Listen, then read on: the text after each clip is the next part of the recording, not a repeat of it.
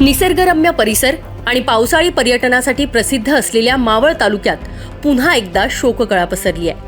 पर्यटनाचा आनंद लुटण्यासाठी आलेल्या पर्यटकांच्या अतिउत्साहामुळे आणि सेल्फीच्या मोहामुळे एकाच दिवशी 2 वेगवेगळ्या घटनांमध्ये 4 तरुण दगावल्याची हृदयद्रावक घटना घडली आहे। जाधववाडी धरण आणि पवना नदी पात्रात या घटना घडल्यात। मृतांमध्ये भोसरीतल्या 3 मित्रांचा समावेश आहे।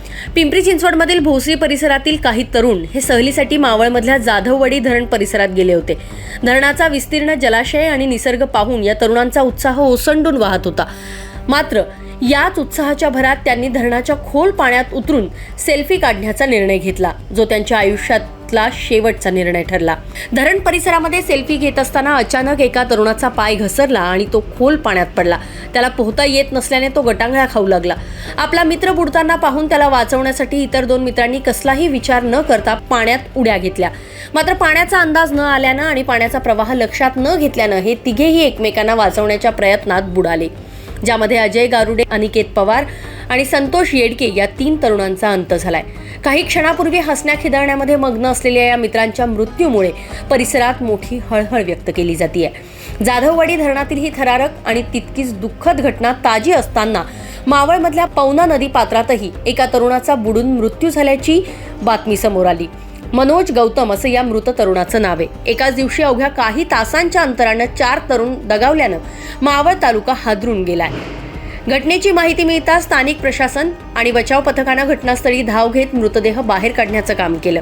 मावळ परिसरात अनेक धरणं आणि नदीपात्र आहेत, जिथे पावसाळ्यात पर्यटकांची मोठी गर्दी होत असते।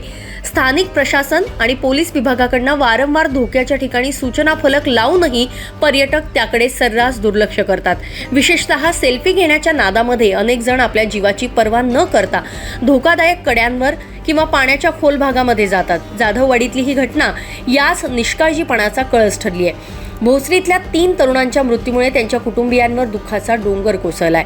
भविष्यातील स्वप्न डोळ्यासमोर ठेवून फिरण्यासाठी गेलेली ही तरुण मुलं आता कधीच परतणार नाही, या कल्पनेनं संपूर्ण भोसरी परिसरामध्ये शोककळा पसरली आहे। निसर्गाचा आनंद घेताना सुरक्षिततेचे नियम पाळणं अत्यंत आवश्यक आहे। धरणाचं पाणी किंवा नदीचं पात्र बाहेरून शांत दिसत असलं तरी ते आतून अत्यंत धोकादायक असू शकतं। त्यामुळे सेल्फी काढताना किंवा पाण्यात उतरताना पर्यटकांनी स्वतःच्या आणि इतरांच्या जीवाची काळजी घ्यावी असं आवाहन प्रशासनाकडून पुन्हा एकदा करण्यात आलंय। शगुफ्ता शेख, लोकमत.com, पुणे।